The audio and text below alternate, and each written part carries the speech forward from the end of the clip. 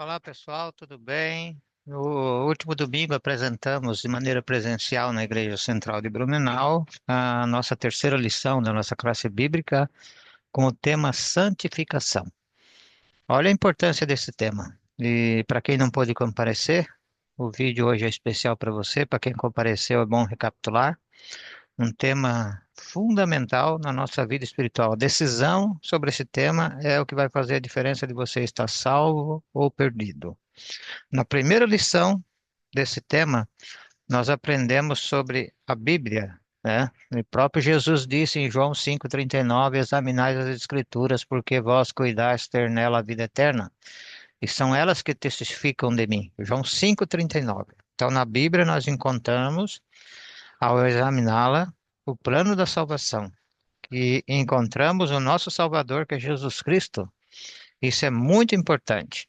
O segundo tema, nós falamos da salvação, que é o tema central da Bíblia. Nos três primeiros capítulos da Bíblia, Deus apresenta como era o mundo perfeito, como o mundo caiu no pecado.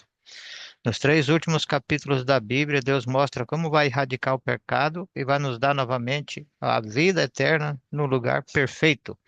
Todo o restante da Bíblia, o miolo, fala do plano da salvação. Por isso que é importante. Então, primeiro tema sobre a Bíblia, segundo tema, salvação e o terceiro sobre a santificação. Agora, como você permanecer depois que você conhece a Bíblia, aceita Jesus, agora como caminhar nessa vida, na vida espiritual, se preparando para o reino eterno?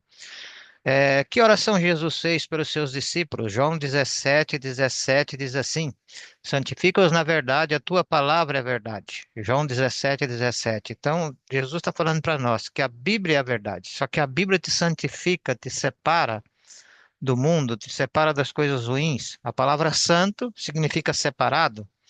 Quando você começa a estudar a Bíblia, você deixa de fazer algumas coisas que não convêm de acordo com o plano de Deus. Então começa a se separar.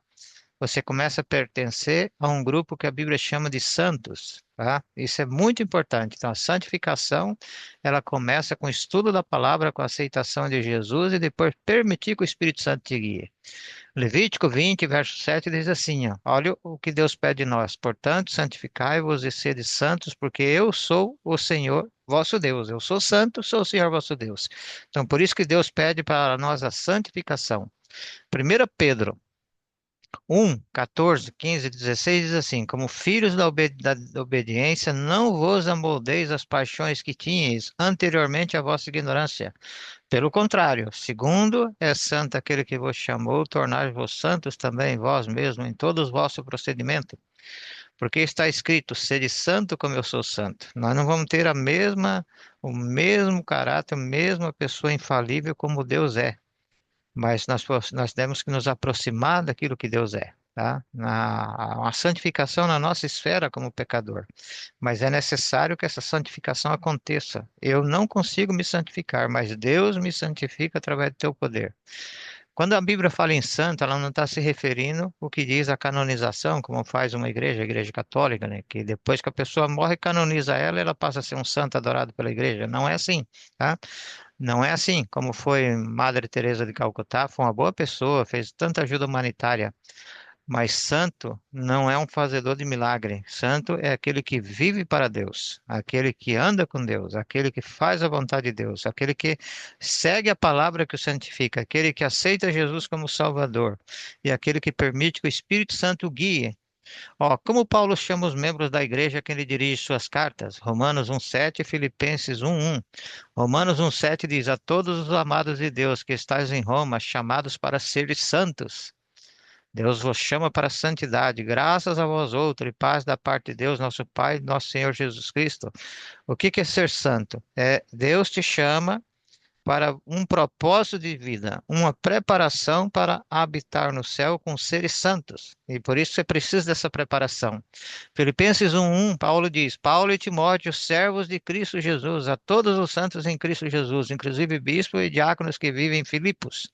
Então, todo santo é chamado para servir. É um servo de Cristo. Ele representa Cristo, é um embaixador de Cristo nessa terra se preparando e ajudando outros a conhecerem a verdade para que possam se preparar também. Esse é o propósito de Deus.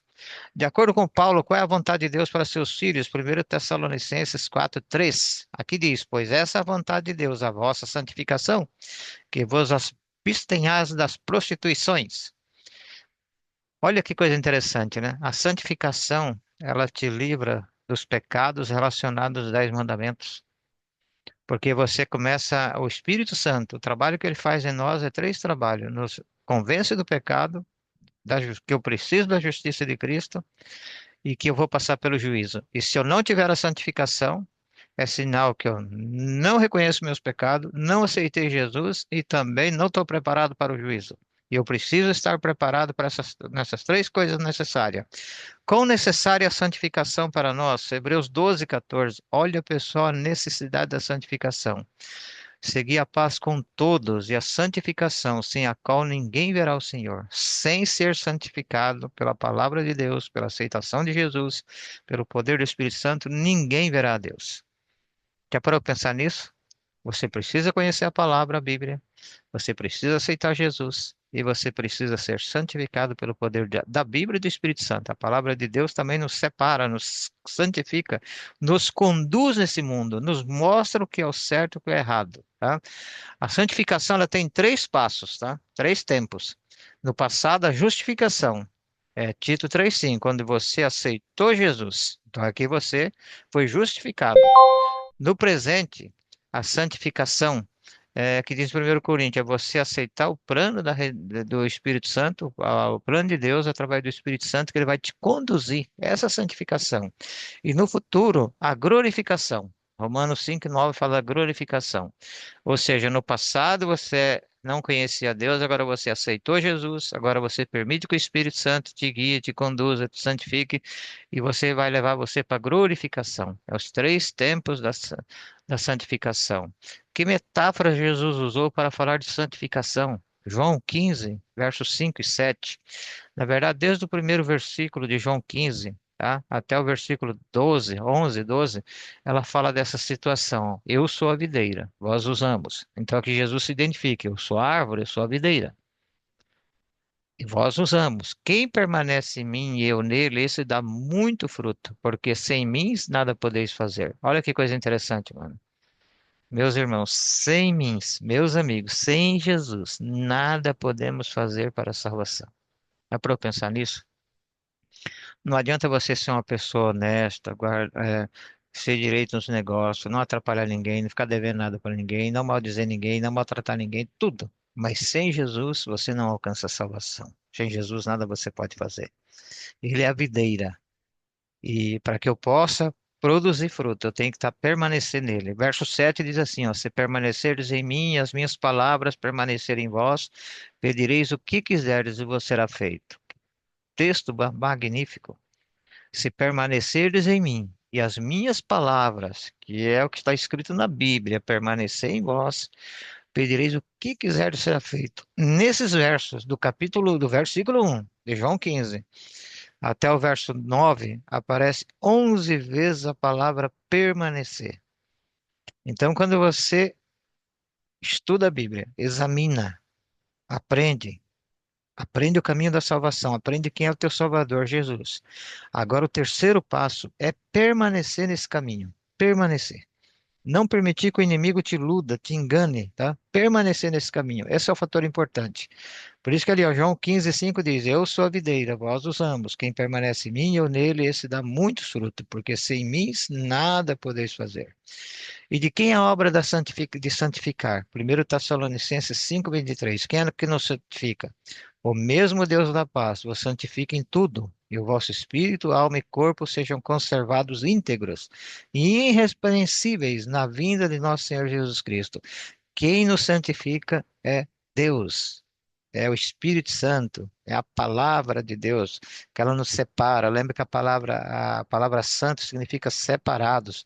Deus te separou para a preparação para a volta de Jesus. Deus te separou para ser um missionário da pregação do Evangelho.